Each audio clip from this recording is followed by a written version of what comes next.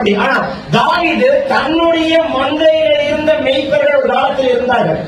அந்த மெய்ப்பர்கள் தன்னிடத்தில் இருக்கும் பொழுது அவ்வளவு நல்லா இருந்திருக்கிறார்கள். இப்பொழுது அந்த மெய்ப்பர்கள் எல்லாம் நாபாலுடைய வீட்டிலேயே மந்தைகளை வைத்துக் கொண்டிருக்கிறார்கள். அவைகளை நலம் விசாரிக்க ஆட்களை அனுப்புகிறாங்க. அப்போ ஒரு மனுஷன் எவ்வளவு நல்ல மனசோட இருக்கிறான் பாருங்க. தான் கிட்ட இருந்த ஒருத்தர் இப்ப வேற ஒருத்தர் இருந்தாலும் விசாரிக்கிறாங்க. சொல்றது புரிஞ்சா என் கூட இருந்துட்டு வருவாரு என்னை விட்டு பிரிஞ்சு போயிட்டானா அடுத்த முறை அவன் முகத்துல முடிப்பானா? ஆனா தாவீது பாருங்க, என்னோடு இருந்தவன் தான் இப்படி இவனோடு இருக்கிறான், ஆனாலும் நல்ல விசாரிக்க அனுப்புகிறான். இருக்கீங்களா? இந்த தெய்வீகம் தாவீதுக்குள் இருந்தது. ஆகையால்தான் கர்த்தருடைய சேவைக்கு ராஜாவார்.